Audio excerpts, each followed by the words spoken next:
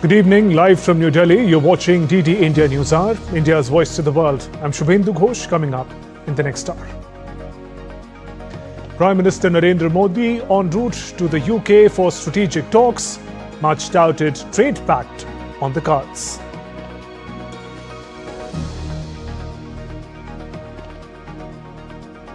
President Trump unveils new trade deals with Japan, Philippines and Indonesia as Asia navigates tariff pressure and strategic shifts.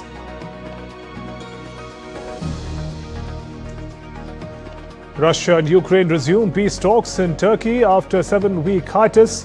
Erdogan meets top Kiev envoy.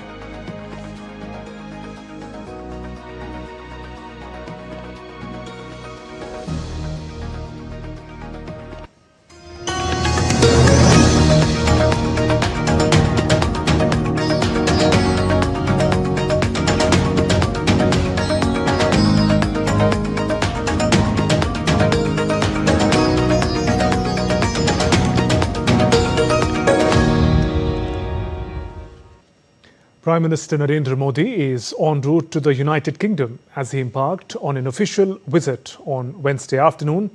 Prime Minister will be in the UK from July 23rd to 24th. This is the fourth visit of Prime Minister Modi to the nation. During his visit, PM Modi will hold talks with his British counterpart, Keir Starmer, and also meet King Charles III. On the second leg of his two-nation visit, Prime Minister will visit Maldives from July 25th to 26th at the invitation of President Dr. Mohamed Muizzu. PM will take part in the 60th Independence Day celebrations of Maldives.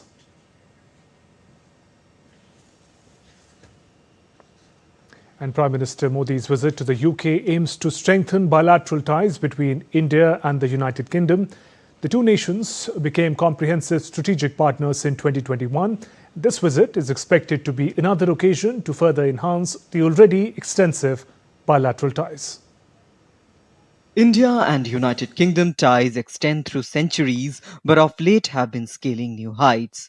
Trade neared $55 billion in 2023-24, and cooperation in the fields of energy, security, technology, climate, and other critical areas has also been rising. All aspects of the relations are expected to get a fresh fillip now with Prime Minister's latest visit. This will be Prime Minister's fourth visit to the United Kingdom since assuming office. He has visited previously in 2015 and 2018, and he was there in 2021 for the COP26 summit in Glasgow. India and the UK have also been working on an over 2,000-page long trade pact since 2022. On the 6th of May, the Prime Ministers of two nations had announced the conclusion of all negotiations, indicating that a formalization is close at hand. During his two-day UK stay, Prime Minister Modi will call on King Charles III, and he will also meet business representatives while having an informal interaction with members of the Indian Diaspora. A review of the comprehensive strategic partnership is also on the cards, but in times of conflict as well as tariff and trade tensions, when the leaders of the two major democracies in the world will meet, it will also send out a clear message of openness, cooperation and stability. With camera person Sanjay Jaina, Gautam Roy, London, UK, DD India. India and the UK are set to exchange over 2,000 pages long trade agreement document during Prime Minister Modi's UK visit on Thursday. DD India's Gautam Roy has sent us this report from London, taking a deeper look into such trade pacts which have been of tremendous benefit to India so far. In the changing dynamics of global trade, one term frequently comes up: FTA, or Free Trade Agreement. What is this agreement? How does it boost the economies of nations? And which countries has India signed such agreements with? Let's explain in detail.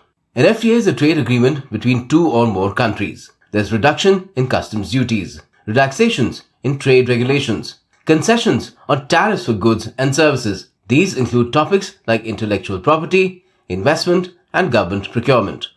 Under a free trade agreement, two countries or more agree to reduce tariffs or customs duties on each other's products and services, eliminate non-tariff barriers, and facilitate easier access to each other's markets. FTAs make trade more competitive, boost exports, attract investments, and rapidly create jobs. So far, India has entered into FTAs with several countries and organizations, including the 10-country organization ASEAN, Japan, Korea, Singapore, Thailand, Malaysia, Australia, UAE, Mauritius, Sri Lanka, Bhutan, European Group EFTA, which includes Norway, Switzerland, Iceland, and Liechtenstein.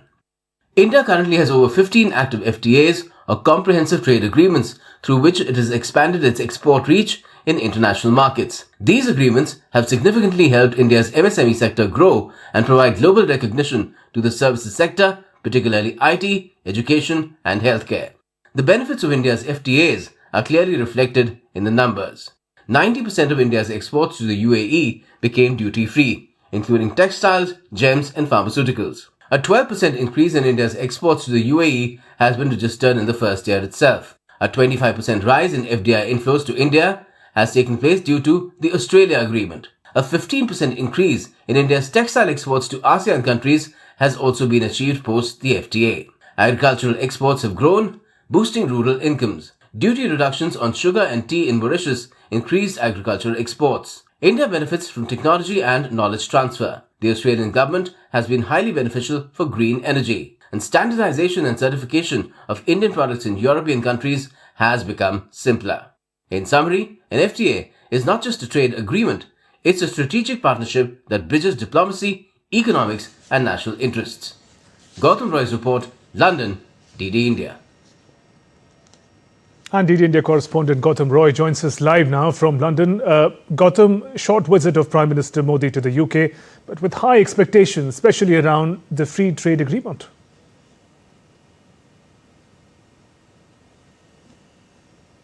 Yes, certainly, Shubhendu, and that is a document that we've been very happy to confirm early in the day will be exchanged between the two sides, and we will have the Prime Ministers talking about it and many other things that really make up a multifaceted relationship, which is a comprehensive strategic partnership between India and the UK since 2021.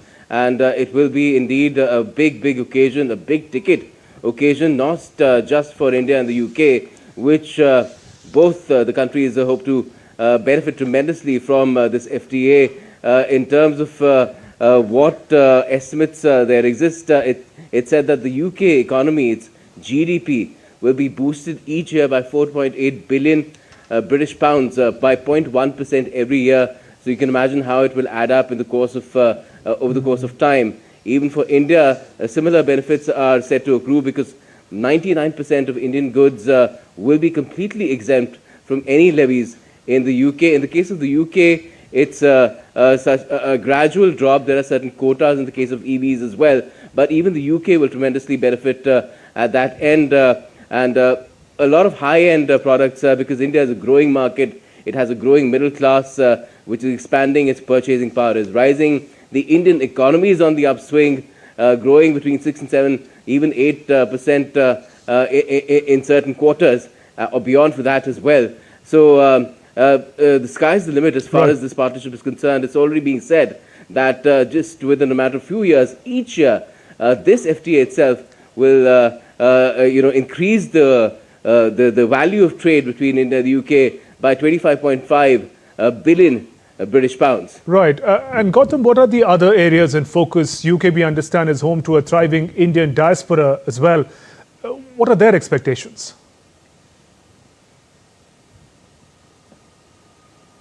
Well, they have very high expectations, and they've always had that because the UK diaspora is not just 1.8 million strong, and that's a very conservative estimate. A lot of estimates say that they're more than 2 million strong, and they are high earners. They are very respected here. They have attained high positions in the UK society, including the office of the Prime Minister, when we had Rishi Sunak there in 10 Downing Street. So the Indian diaspora is very well placed. And as far as the Indian students are concerned, there are about 175,000 Indian students here.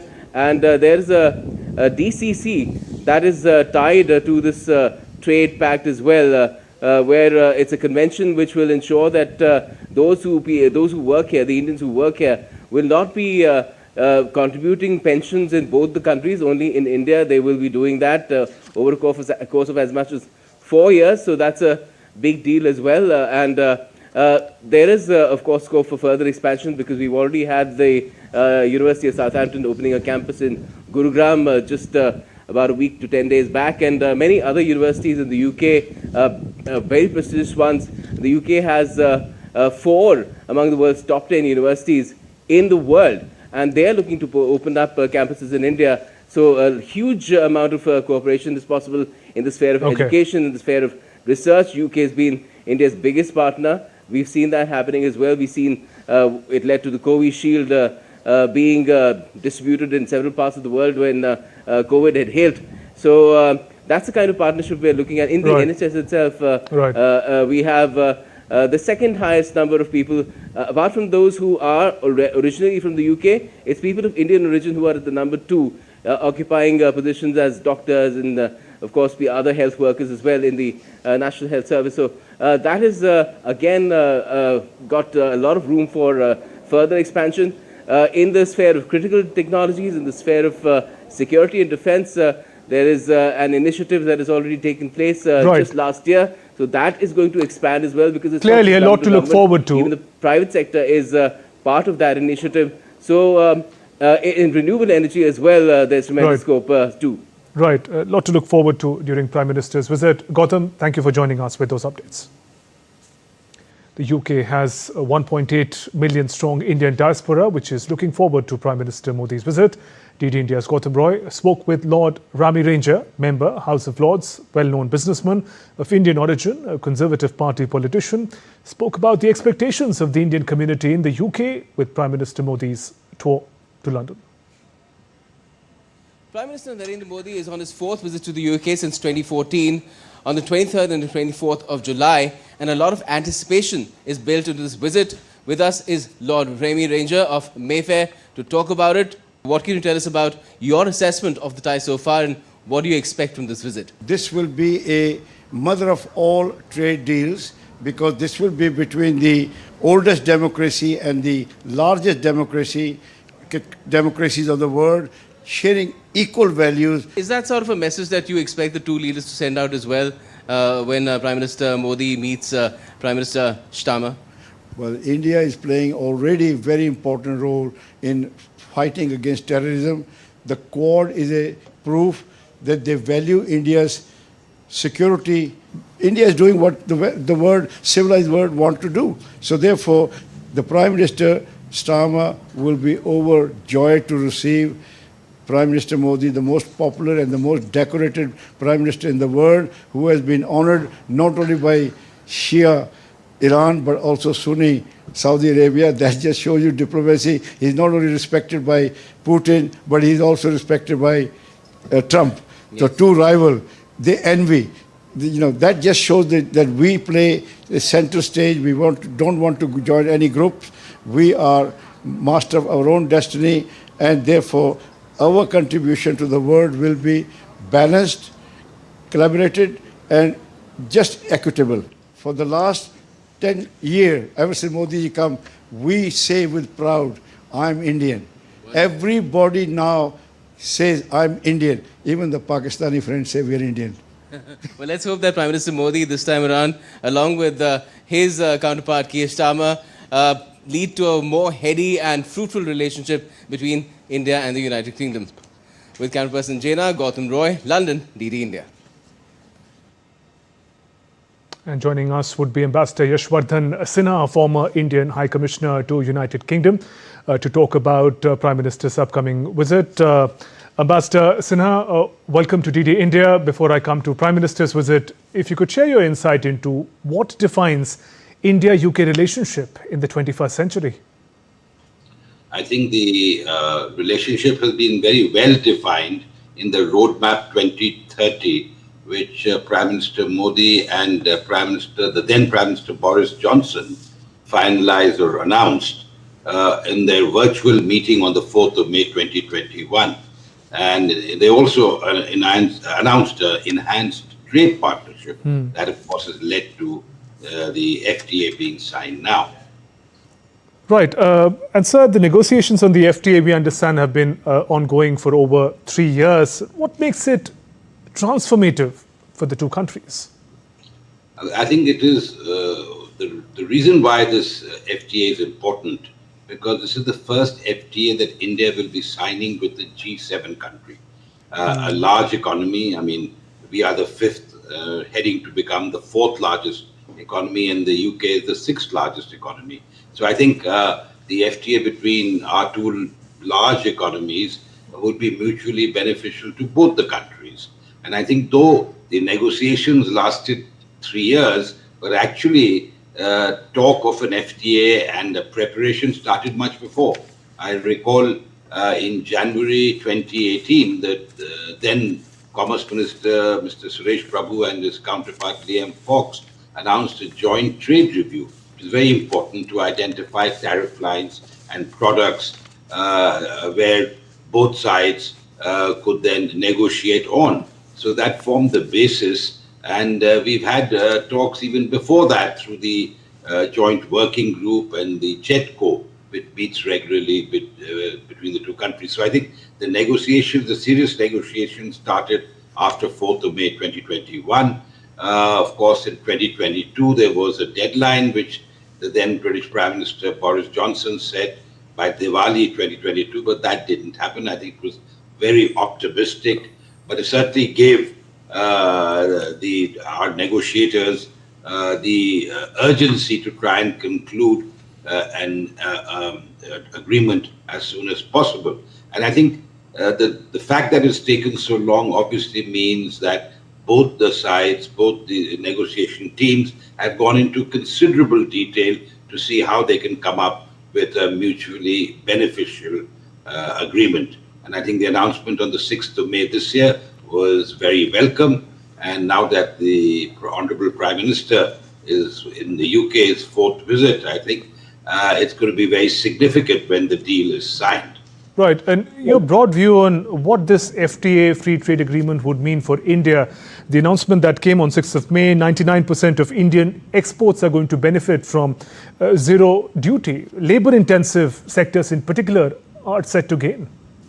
Yes, absolutely. I think what Indian exporters have a great opportunity, and they must avail of this opportunity. And I think while UK is not among the largest trading partners of India, not even in the top 10, I think this FTA will boost bilateral trade. It's expected, if I remember correctly, that by 2040, the trade would be boosted by 24 odd billion pounds, which basically in dollars would, the total trade in 2040 is expected to be around $100 billion. Currently, it's around $60 billion. So I think it's significant.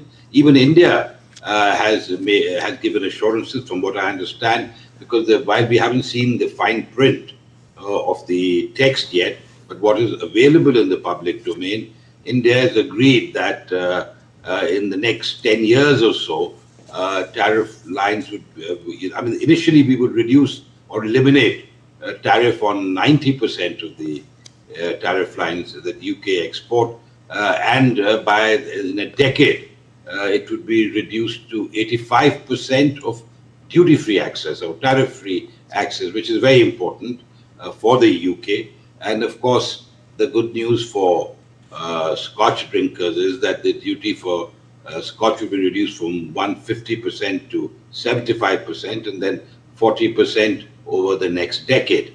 But there are other sectors where the UK would also benefit. In India, Indian exporters, especially of commodities like apparel, textiles, gems and jewelry, leather and footwear, and also some of our manufacturing sectors would benefit by this FTA. So I think overall it's a win-win situation for both countries. Right. Ambassador Sinha, can you give us a sense of the manner in which the United Kingdom looks at India as a trading partner, as a strategic partner, especially as it tries to carve out an identity post-Brexit? Well, that's a very good question, because I was there soon after Brexit, the vote, I mean. And then I remember in January 2017, there was a very important speech by the then Prime Minister Theresa May at Lancaster House in London, and I was present, where she talked about a globalized Britain, and she identified a few countries like India, the United States, China, Australia, Japan, as countries where they're going to do a strategic partnership and where there would be an FTA, where they would negotiate an FTA. So I think India had already been identified as a major partner. And even before that, if you recall, when David Cameron was Prime Minister, Yes. he came thrice to India, the head of big business delegations. So the UK had already identified, even before Brexit, India as a major market, as a major partner. And after Brexit, I think the urgency increased because I think the UK, being a trading nation, didn't want to remain isolated, because when it was part of the EU, it availed of various concessions that were available to the Union per se. But as far as India is concerned, I think they have gone ahead, and on both sides, in many ways, have taken a leap of faith. And I personally feel that it's going to be a win-win for both the countries and their business communities. And how do you look at the people-to-people connect between the two countries? A thriving Indian diaspora of some 1.8 million. We were earlier talking about how Rishi Sunak was the first British Prime Minister with Indian legacy, Indian heritage. In that sense, how does this population, the diaspora, form a living bridge between the two nations? Well, absolutely. They play a very important role. In fact, you took the words off my mouth. Prime Minister Modi, when he went in 2050, referred to this living bridge. And I think this living bridge is very important because the Indian origin community in the UK contributes, if I remember correctly, over 6% of the GDP of that country, and though comprise less of about 3% of the population. So I think they play a very important role. They are in all sectors and all walks of life, doing extremely well in business, in trade, in professional services, in politics. So I think they are a stakeholder as far as better India-UK relations are concerned.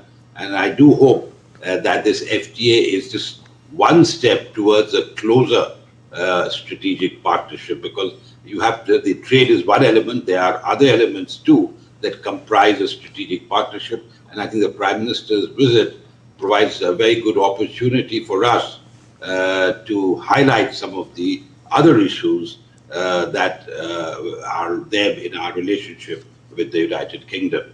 In the same context, the people-to-people connect, where 170,000 and above Indian students studying in various UK universities. Many would be planning to study in future. They would be looking forward to what comes out of Prime Minister's visit and the manner in which the education linkages become stronger between the two countries.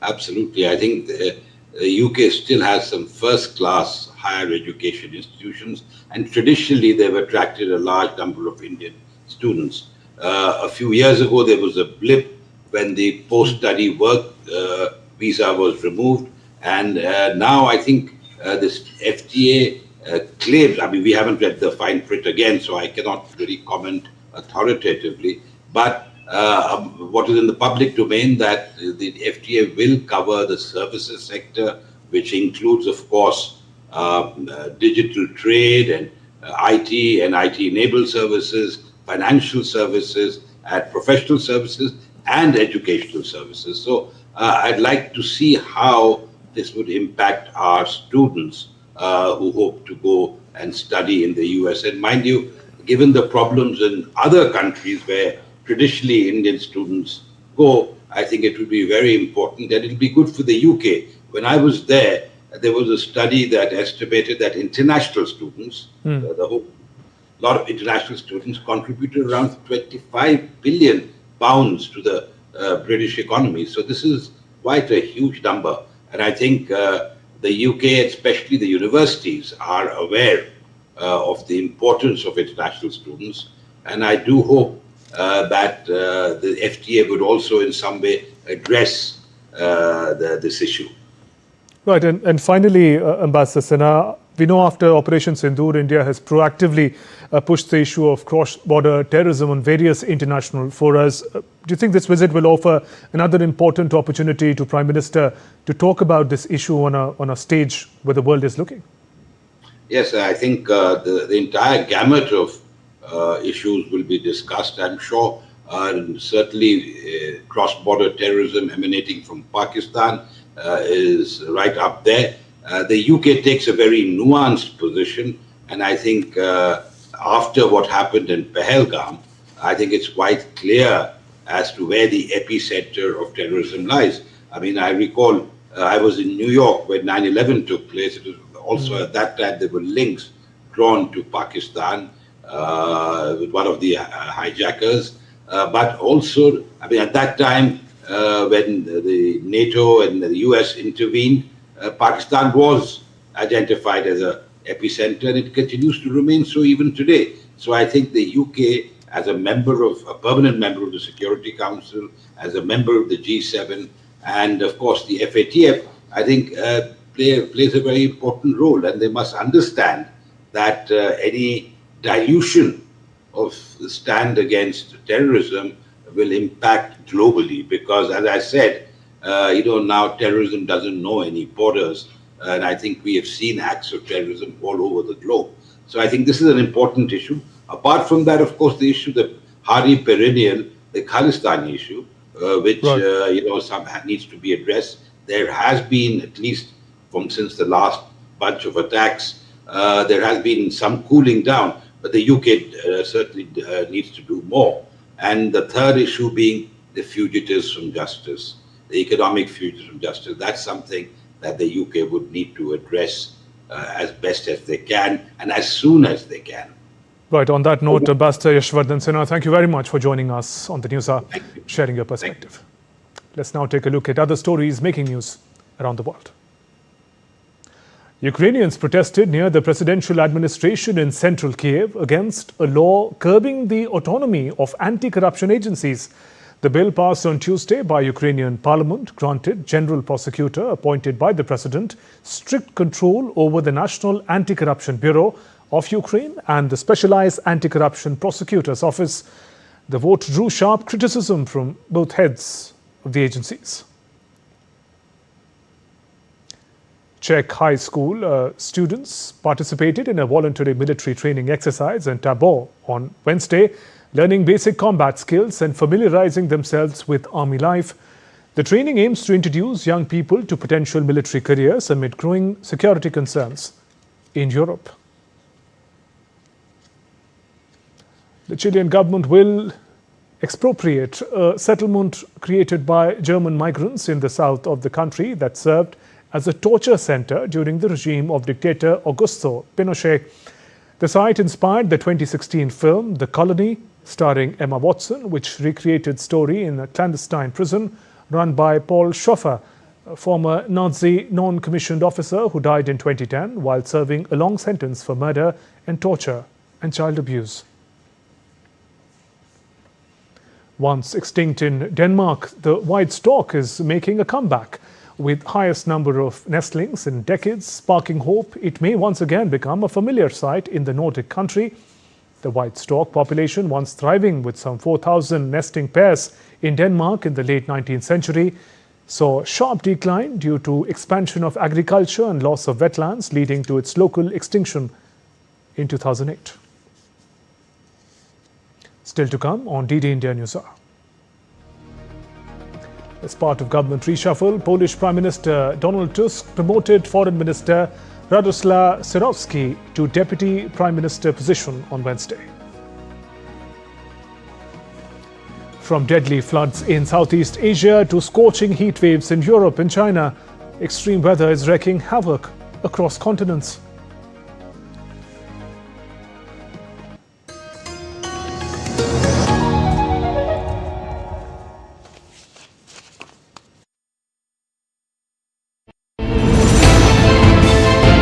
Geopolitics and trade deals. Economic challenges amid development. Hard work and the path to prosperity. It's the economy always. Between walkers, money is what money does and says. Supply creates its own demand. Between the bulls pulls and bears tears.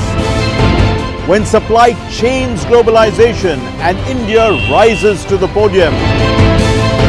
We'll get you centered with the economic brief at 8 p.m. every Thursday on DD India.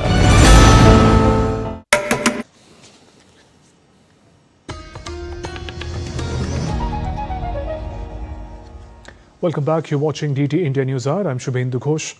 US President Trump finalized trade pacts with Japan, Indonesia and Philippines.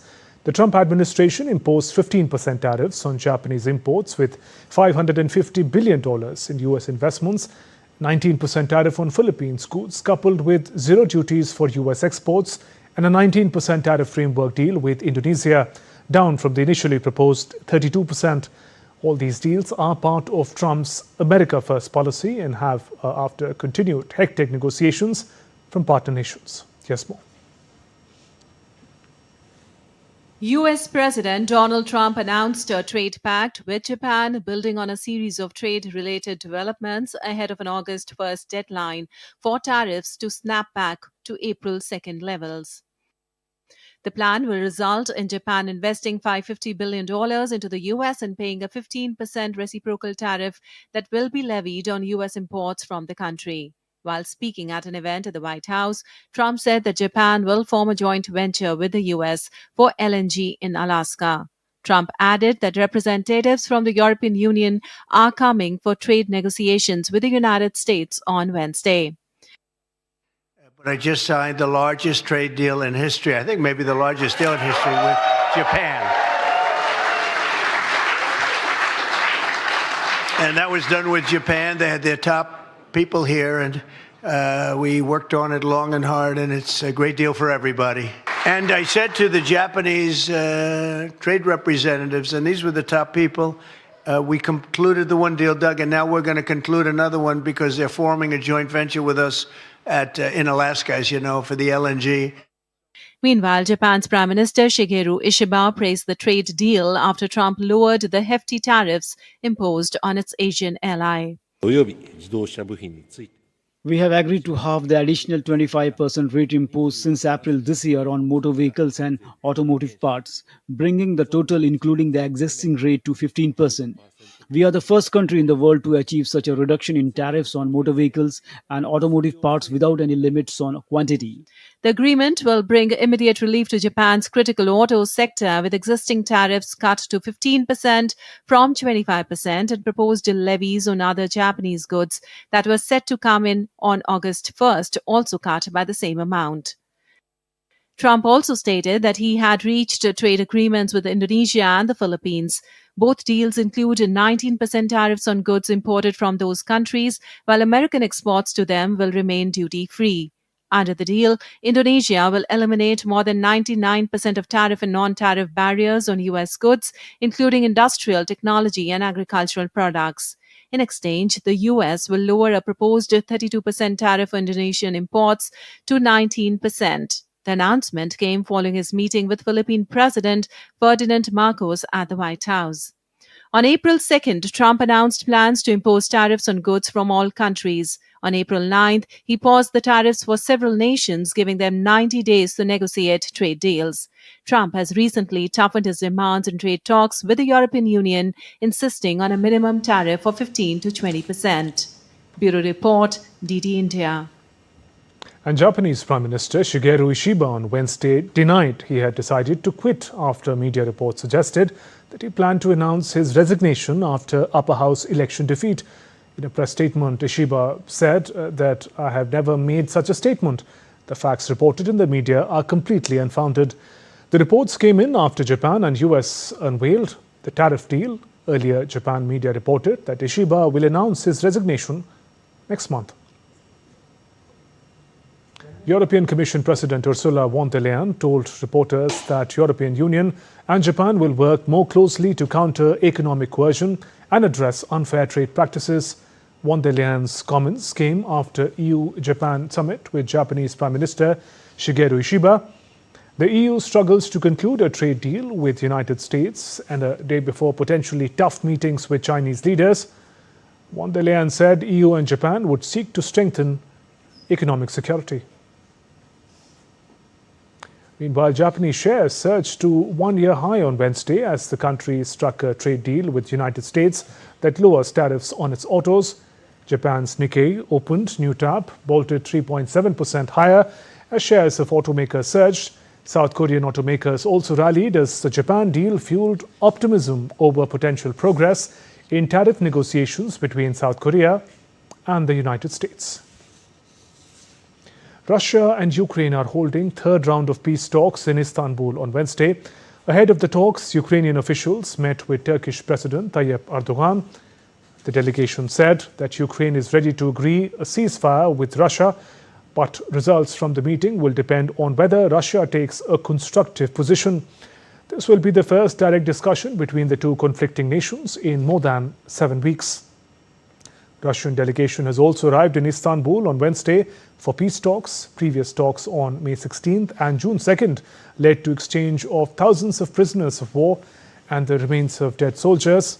But those meetings lasted less than 3 hours in total, made no breakthrough towards ending the conflict.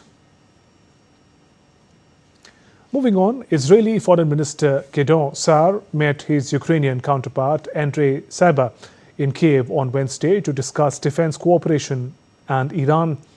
The ministers viewed a captured Iranian-designed Shahed drone used by Russia as Geran 2 to attack Ukraine. Kiev first accused Iran of supplying Shahed, so-called kamikaze drones, to Russia in autumn of 2022, with Moscow's troops subsequently using them extensively for regular long-range attacks. The Geran 2 is a Russian-made version based on the Shahed design. Sa'ar said at a news briefing that the two countries agreed to launch a strategic dialogue on the Iranian threat. Sa'ar condemned Russian attacks on civilians, urged a stable and enduring resolution for the war that would ensure Ukraine's security. As part of the government reshuffle, Polish Prime Minister Donald Tusk promoted Foreign Minister Radoslaw Sikorski to Deputy Prime Minister on Wednesday. The reshuffle aimed at stemming decline in its approval rating. Sikorski will continue his position as the Foreign Minister. Meanwhile, Finance Minister Andrzej Domanski will become the Minister of Finance and Economy, overseeing all economic departments in the centrist pro-European government. As part of the reshuffle, Milos Moczka from Junior Coalition Party PSL will held a newly created Energy Ministry, while the Justice Ministry will be headed by Judge Waldemar Zurek.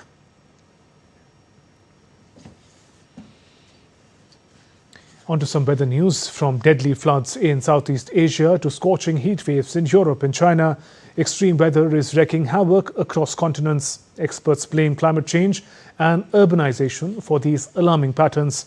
DD India's Tripti Tripathi brings you a round map of how nations are coping with nature's fury.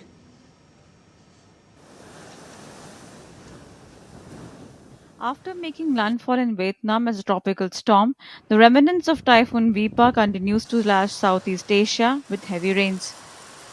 Central provinces in Vietnam remain waterlogged, struggling with severe flooding. Nearly 12,000 people were evacuated from high-risk areas over the weekend before Vipa hit on Tuesday. Floods have damaged hundreds of homes, destroyed crops, and cut off remote communities. In neighboring Thailand, heavy rain from Tuesday night into Wednesday morning triggered flooding in several northern provinces. Rivers swelled, homes inundated, and over 350 people affected. Meanwhile, in the Philippines, over 80,000 people remain in emergency shelters after weekend floods and landslides claimed several lives. Back home, heavy rainfall has battered several Indian regions. Delhi NCR woke up to an intense downpour on Wednesday morning. While the rain brought respite from humidity, it disrupted traffic on key arterial roads, leaving thousands stranded in snarls. The Indian Meteorological Department has issued a red alert for Konkan districts and an orange alert for Mumbai, Thane, Palghar, and warning for more rains in the next 2 days. From heavy rains to sweltering heat, Asia is seeing extreme weather swings. China is enduring a record number of high temperatures days since March, straining the power grid. Authorities issued a heat risk alert, urging the elderly to stay indoors. To meet surging demand, Beijing announced a mega dam project. Europe too is in the grip of a fierce and early summer heat wave. Greece and much of the Balkans are enduring a third wave of scorching heat with records tumbling. The iconic Acropolis in Athens remains closed through Friday during peak hours, as temperature expected to soar to 43 degrees Celsius in parts of the country. In Turkey, firefighters and rescue teams battled overnight to contain wildfires in the central provinces. Rising temperatures, strong winds, and low humidity worsened the wildfire threat in recent years. The top UN court has described climate change as an urgent and existential threat, as it handed down a landmark ruling on the legal obligations of countries to prevent it. Turning to the relevant scientific background, the court notes that the consequences of climate change are severe and far-reaching. They affect both natural ecosystems and human populations. These consequences underscore the urgent and existential threat posed by climate change. Experts say these extreme and inconsistent weather patterns are linked to climate change and rapid urbanization. With agency inputs, Tripti Tripathi for DD India. Extending India's full support to Bangladesh following the country's worst air disaster in decades, India has sent a team of burn specialists and medical staff to Dhaka to assist the victims of Monday's deadly fighter jet crash that killed at least 31 people, most of them children. The Indian team is going to hold an initial assessment of the patient's condition and provide recommendations for further treatment, including potential transfer to India for specialized care.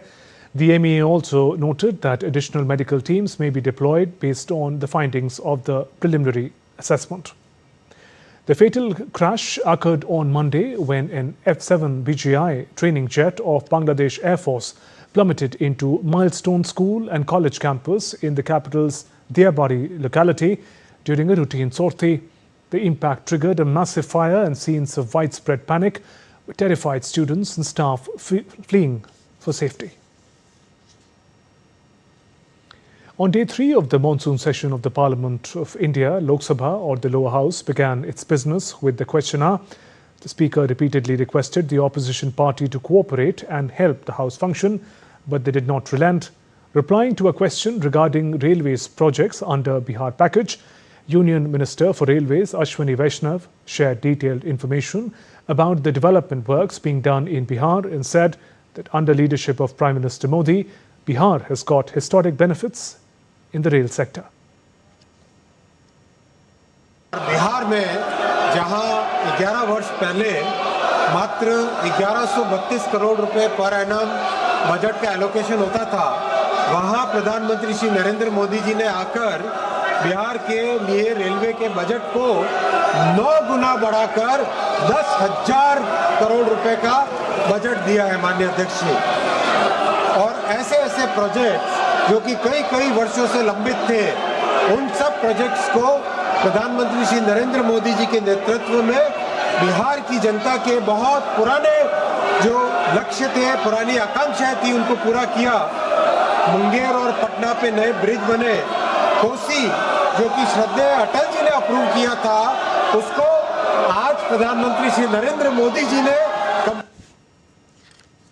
Amidst the sloganeering of the opposition, Union Minister for Youth Affairs and Sports, Mansukh Mandavia, introduced the National Sports Governance Bill 2025 and the National Anti-Doping Amendment Bill 2025.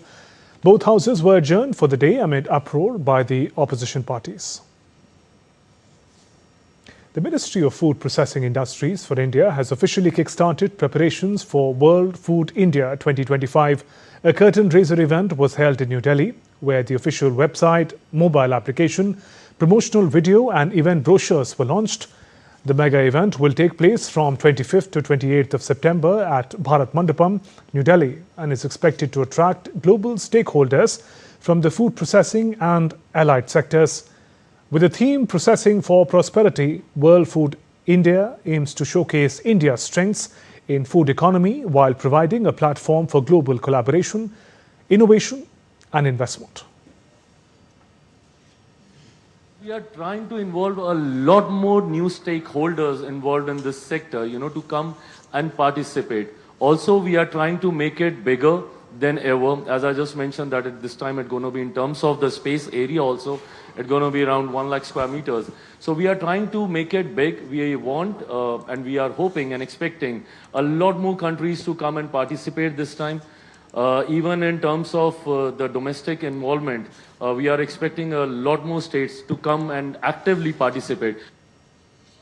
World Food India lies in the vision of empowering our domestic industry to establish global connections and to welcome the world to India for shared growth. India's food processing industry already holds a leadership position in the processing of milk, pulses, millets, onions, etc. Let's now take a look at other stories making news around the country. Justice Tarlok Singh Chauhan took oath as the 17th Chief Justice of Jharkhand High Court. Governor Santosh Kumar Gangwar administered the oath of office to Justice Chauhan at Raj Bhavan in Ranchi. The ceremony was attended by Chief Minister Hemant Soren, Assembly Speaker Rabindranath Mato, Leader of the Opposition Babulal Marandi and other dignitaries. India has achieved major milestone with over 6 crore screenings by Ministry of Health and Family Welfare completed under National Sickle Cell Anemia Elimination Mission. This joint effort of 17 state health departments marks a significant step towards early detection, timely care and better health outcomes, especially for tribal and high-risk communities. Indian Air Force launched a major drill in Rajasthan on Wednesday near Pakistan border. The drill involved Rafale, Mirage 2000, Sukhoi 30 and air defense systems to boost combat readiness amid rising cross-border tensions. Still to come on DD India Newshour. World's first intercontinental telesurgery achieved using Made in India surgical robot between India and France, spanning 10,000 kilometers.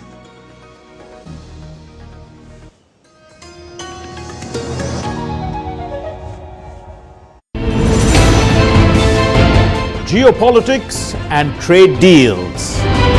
Economic challenges amid development. Hard work and the path to prosperity. It's the economy always. Between walkers, money is what money does and says. Supply creates its own demand. Between the bulls pulls and bears tears. When supply chains globalization and India rises to the podium. We'll get you centered with the economic brief at 8 p.m. every Thursday on DD India.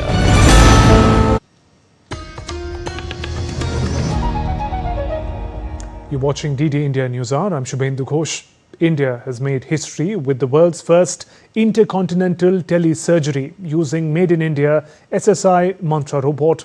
Surgeons in France operated on patients in Indore, completing 2 complex procedures with precision over 10,000 kilometers apart. A proud leap for India's medical tech and global healthcare innovation. DD India's Tapush Paracharya gets us more.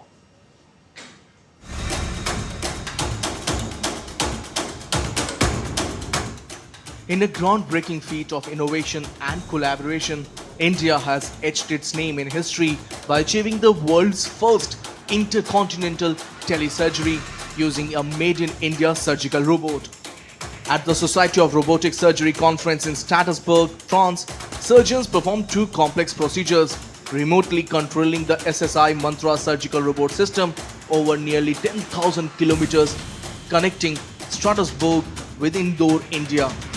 The SS Innovation International Mantra, India's first CDSCO approved surgical robot for telesurgery, demonstrated unmatched precision and latency-free performance, marking a giant leap in medtech and remote healthcare delivery.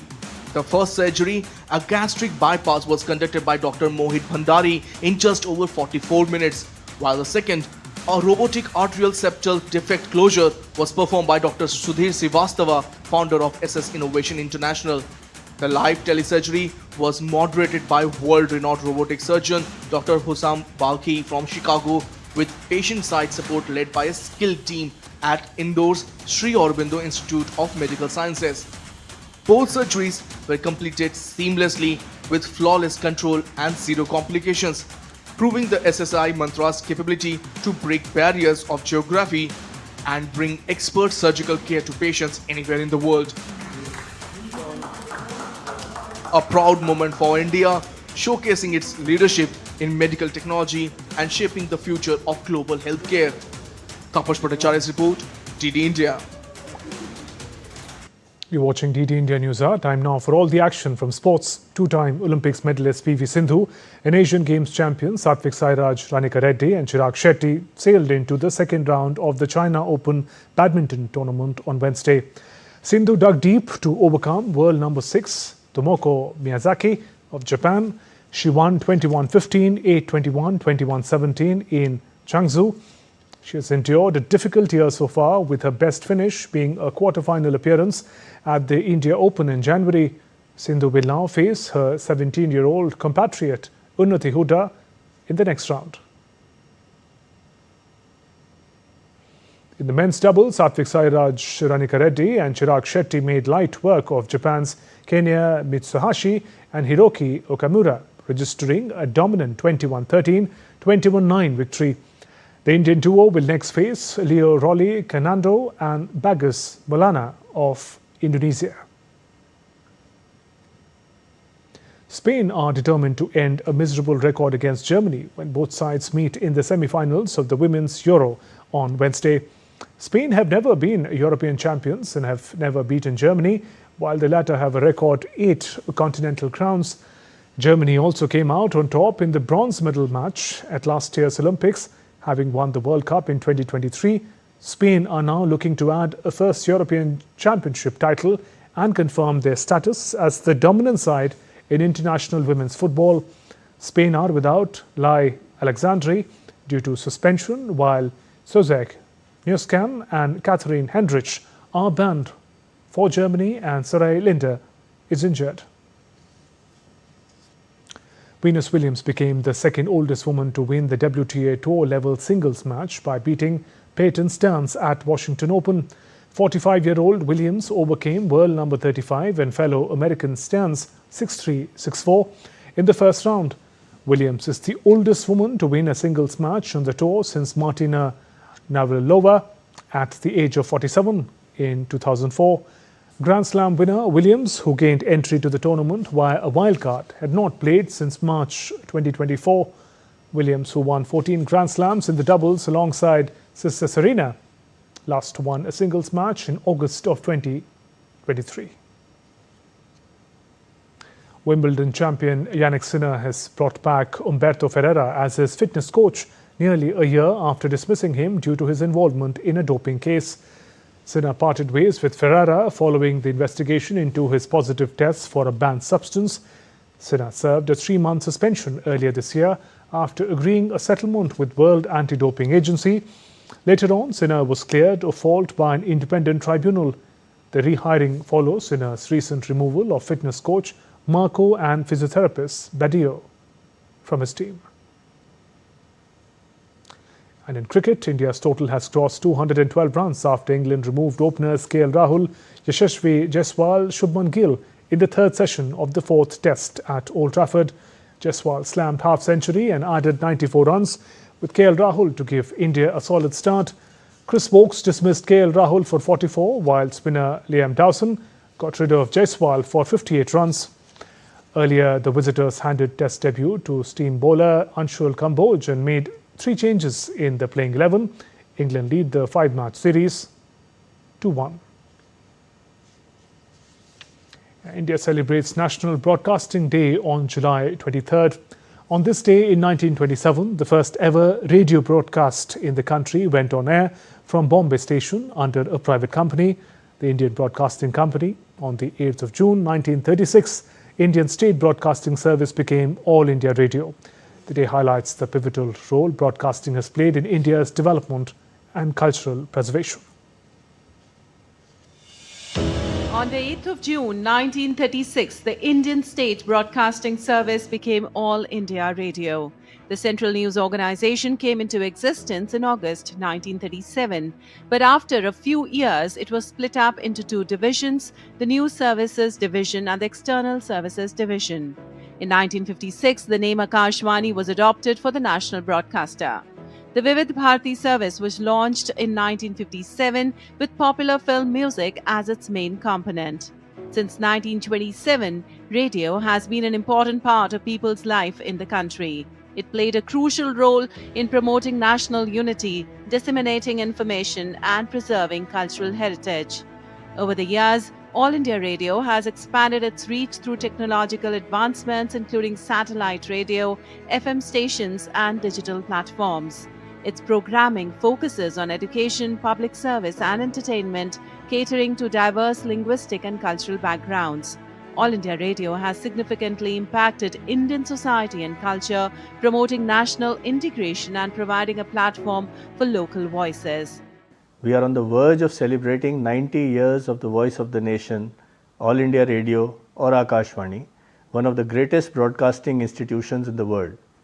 On the other hand, just a year after that, in 2027, we shall celebrate the centenary of the first radio broadcast in India on the 23rd of July 2027. Over the last 9 decades, Akashvani has been reaching out to loyal listeners, offering information, education, and healthy entertainment. Since 1936, All India Radio, as it was known then, or Akashvani, has been preserving and propagating India's rich culture and traditions. And not just that, it has been connecting people at large with the journey of scientific progress across the country. Akashvani has been serving to inform, educate, and entertain the masses, truly living up to its motto, Bahujan Hitaya, Bahujan Sukhaya. Bureau Report, DD India. That's all for this edition of DD India News Hour. Let us know your thoughts on the news of the day.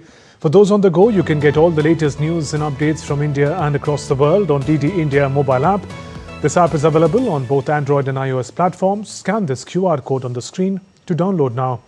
And we'll be back with more news as it breaks here on DD India. I'm Shubhendu Ghosh from all of us here in Delhi.